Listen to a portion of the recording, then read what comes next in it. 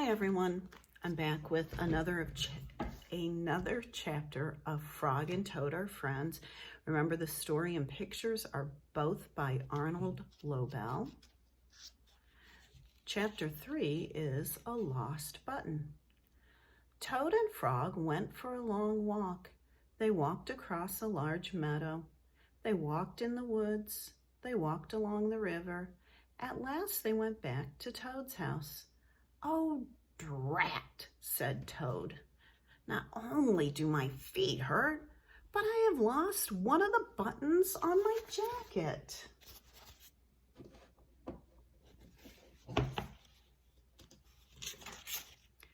"Don't worry," said Frog. "We will go back to all the places where we walked.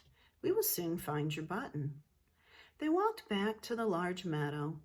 They began to look for the button in the tall grass. "Here is your button," cried Frog. "That is not my button," said Toad. "That button is black. My button was white." Toad put the black button in his pocket.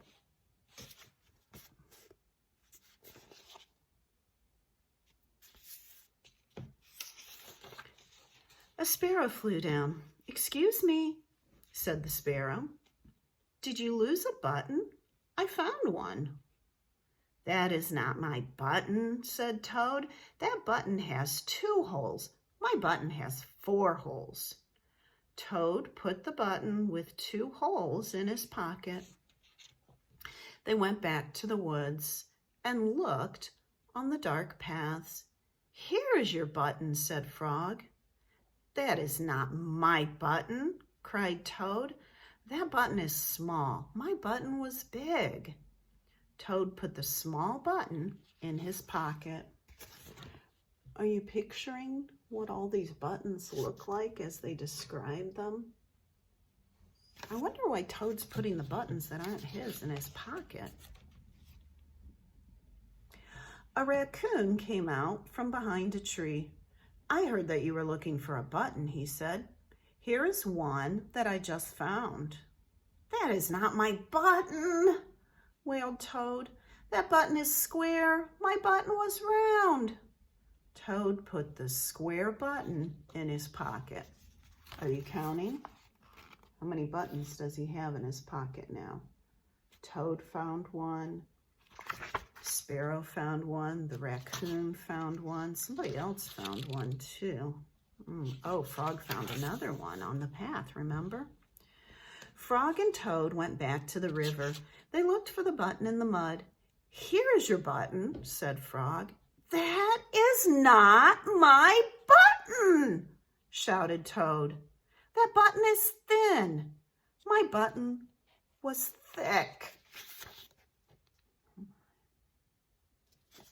How many buttons are they up to in the pocket? Oh, I gave it away. Did you guess he would put it in his pocket again? Toad put the thin button in his pocket. He was very angry. He jumped up and down and screamed, "The whole world is covered with buttons and not one of them is mine." Oh my goodness. How do you think he's feeling right now? Angry? Maybe frustrated? Annoyed? Toad ran home and slammed the door.